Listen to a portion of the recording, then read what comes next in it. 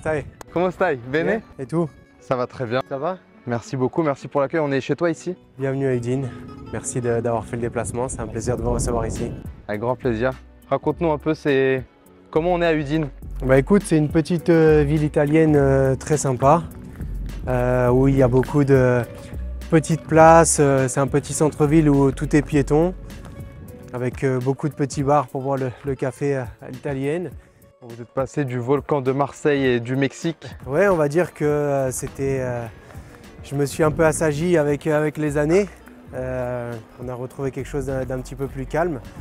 Bon, ça me manque aussi quand c'est un peu les ambiances que j'ai pu connaître à Marseille ou au Mexique, où c'est chaud, où on vit des grosses montées d'adrénaline, mais voilà, quand les années passent et quand on a vécu un peu une période compliquée comme j'ai pu vivre, c'est bien de retrouver un peu de calme et de sérénité pour pouvoir travailler.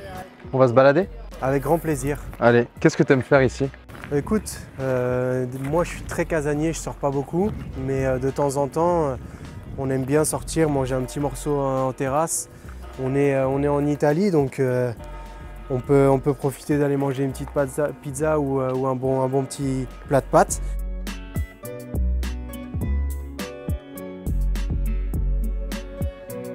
Première chose, félicitations. Merci. Un deuxième enfant dans la maison. C'est une nouvelle vie qui débute. Passer de un enfant à deux, c'est un grand changement.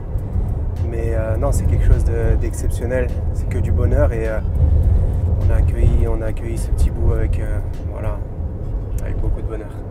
Ça a été un peu difficile au début parce qu'il a fallu s'adapter à un nouveau championnat, un jeu qui est très tactique, mais très physique aussi.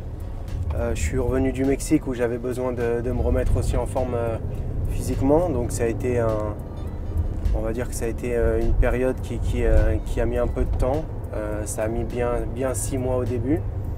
Et puis après, progressivement, le temps de prendre confiance dans l'équipe. On va dire que j'ai mis 6-8 mois vraiment d'adaptation et au bout d'un an, j'ai commencé à être performant. Ce qui m'a permis de faire les 5 derniers mois, la saison passée, un très bon niveau. Florian, c'est au pied des Alpes que vous êtes venu vous relancer?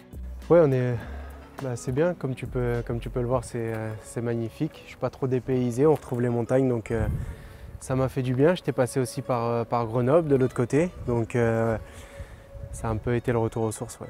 C'est un retour qui vous fait du bien, de la tranquillité et de l'espace du confort pour vous? Oui, je pense que c'est ce que j'avais besoin pour me remettre au travail, pour retrouver de la confiance, retrouver de la sérénité. Je pense que c'est vraiment le mot. Et puis pour une vie de famille, je me retrouve bien ici. On est très heureux, donc c'est bien, c'est cool, comme tu peux le constater. En Italie, un peu de soleil, vue sur les montagnes, le bon air frais aussi de la montagne. Donc non, c'est bien, je suis content.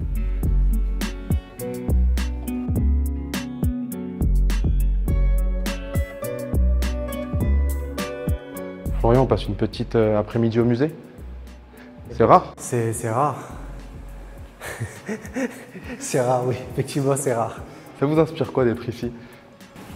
Non, écoute, c'est cool de découvrir l'art italien, l'histoire de l'Italie, l'histoire d'Udine. Je t'avoue que je ne l'avais pas fait jusqu'à présent, donc j'ai attendu que tu viennes ici pour le faire. Vous aimeriez avoir votre portrait comme lui? Je suis pas sûr. Je suis pas sûr.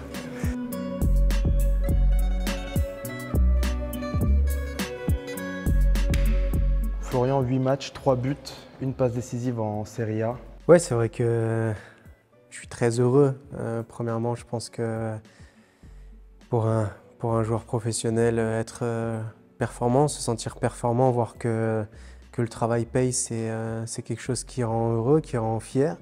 Surtout quand on a connu des moments un peu plus compliqués. Mais c'est vrai qu'aujourd'hui, je suis très content. Alors c'est juste un début, il va falloir continuer comme ça. Ça aurait même pu être mieux, j'aurais peut-être pu avoir, sans les parades des gardiens, 1, 2, voire même 3 buts de plus. Peut-être aussi des passes décisives. Mais ça, c'est les aléas du foot, c'est les aléas des matchs. Et non, il faut continuer comme ça, il faut continuer de travailler. J'ai eu malheureusement 4 côtes cassées dans un duel dans un choc avec un joueur de l'Inter qui a stoppé ma lancée. Quand on sait tout ce que vous avez vécu avant, c'est une revanche personnelle pour vous aujourd'hui?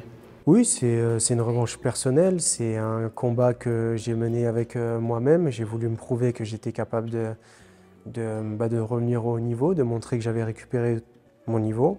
Je pense même être plus performant que quand j'ai pu l'être à l'époque, parce qu'aujourd'hui il y a beaucoup plus de maturité. Et puis le fait d'aller jouer à l'étranger aussi fait énormément progresser. Après, je savais que j'en étais capable parce que je l'ai déjà fait à Marseille. J'ai toujours pensé que dans la vie, il n'y avait rien de plus dangereux qu'un homme motivé, un homme déterminé. Donc avec le travail, tout paye. On dit souvent que le meilleur âge pour un joueur de foot, il est de 28 à 30. Chaque histoire est différente, chaque joueur est différent. Pour moi, ça a été la pire période. De mes 28 à mes 30, ça a été catastrophique. Personnellement, je ne m'y retrouvais pas. Physiquement, je ne m'y suis pas retrouvé. Et maintenant que j'ai dépassé les 30 ans, c'est certainement la meilleure période de ma carrière. Parce que quand on est jeune, on est frais, on a des jambes, physiquement on se sent bien, mais on n'a pas la maturité, on a une gestion difficile de la pression, de tout ce qui nous entoure. Et c'est vrai qu'aujourd'hui, j'ai trouvé un équilibre autant dans ma vie professionnelle que dans ma vie personnelle qui fait que je me sens très bien. Quand vous avez connu beaucoup de moments tout en haut, de redescendre, ça fait mal et on a envie de retourner en haut. Et je pense que d'avoir connu ces moments-là, ça rend encore plus fort. Il y a un regret, vous, dans votre carrière, que vous avez? J'aime pas trop parler de regrets, mais effectivement, il y a des choses que je ne referai pas. Même si j'ai adoré mon expérience au Mexique et que c'était une expérience humainement plus que sportivement magnifique. C'était pas le bon choix, c'était pas la bonne chose à faire, c'était beaucoup trop jeune. Je suis arrivé à un moment donné à une étape de ma vie où j'ai ressenti le besoin de prendre un peu plus de recul pour me recentrer un peu plus sur moi-même et sur ma famille. Et puis quand on arrive à 28, 29 ans, dans le foot d'aujourd'hui, malheureusement, on vous dit que vous commencez à être vieux. Et je pense que j'ai pas été bien conseillé à ce moment-là, c'était pas le bon choix à faire. Parce qu'aujourd'hui, je me rends compte qu'à 31 ans, j'ai encore énormément de jambes et j'ai beaucoup d'avenir devant moi. Donc c'était beaucoup trop tôt. Ouais.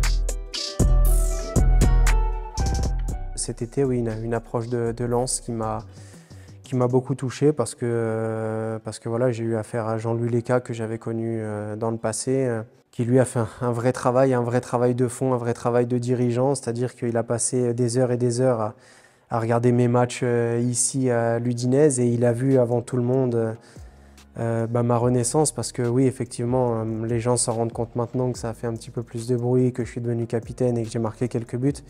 Mais la renaissance, elle s'est déjà faite il y a bien 8 mois, donc lui, il a vu ça avant et ça m'a fait chaud au cœur, ça m'a beaucoup touché, ça m'a même fait verser une larme de voir que mon travail avait commencé à payer et de voir qu'un dirigeant d'un grand club français passe du temps à regarder mes vidéos, s'intéresse à moi, me félicite et vraiment, ça m'a vraiment touché. Ouais.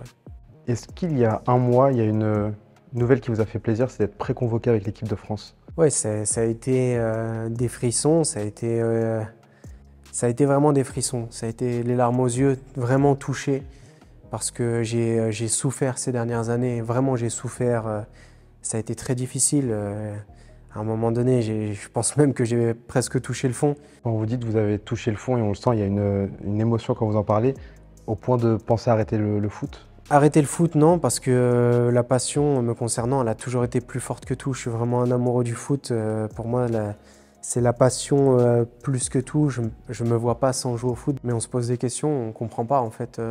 On a toujours une part de responsabilité quand ça se passe comme ça. Je ne pense pas avoir été le seul responsable dans tout ça. Je pense qu'à un moment donné, je n'ai pas été aidé.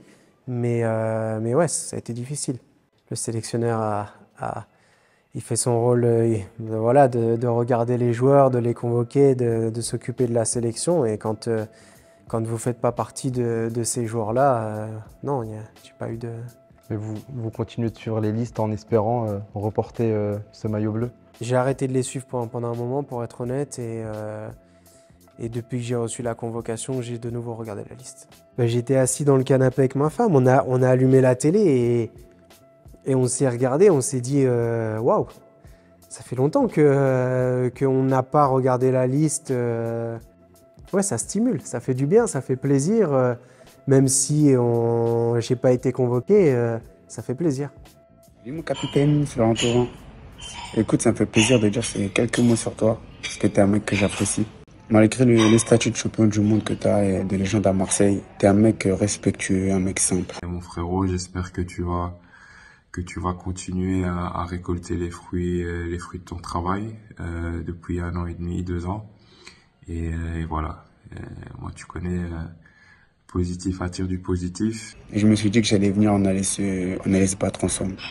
Et voilà, quand je suis venu, j'ai rencontré le mec que t'étais, un mec déterminé, qui aime le football, qui lâche rien. Aujourd'hui, je suis vraiment pas surpris de ce qui t'arrive et j'espère que tu auras encore des choses meilleures dans l'avenir. Et continue comme ça et tu auras la possibilité soit de continuer à porter l'Udinese sur tes épaules ou soit à retourner dans un grand club comme tu le mérites.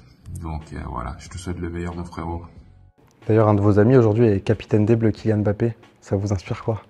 Non, bah c'est une grande fierté, c'est un très grand joueur.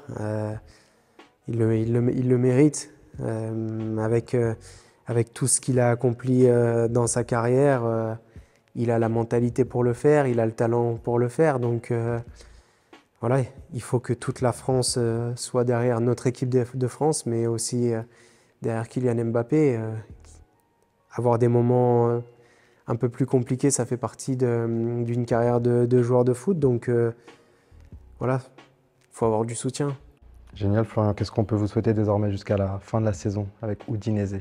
Bah écoutez, que ça continue comme ça, que ça se passe bien collectivement à l'Udinese parce qu'on a des bons résultats cette année, que ça se passe bien personnellement, que je continue à être performant, décisif pour mon équipe et puis rêver d'une sélection. Ouais, ce serait... Je pense qu'aujourd'hui, à un moment donné, j'ai rêvé d'être, toute ma vie, j'ai rêvé d'être footballeur professionnel. Aujourd'hui, mon rêve, il est de revêtir le maillot de l'équipe de France parce que j'ai eu la chance de vivre ces moments, j'ai eu la chance de participer à la Coupe du Monde. Mais quand vous prenez du recul et que vous n'avez plus la chance d'y être, ça vous fait mal, vous en rêvez. Vous avez de nouveau envie d'y être, d'y participer. Et aujourd'hui, ouais, c'est de ça dont je rêve. Grazie mille Florian. Grazie mille.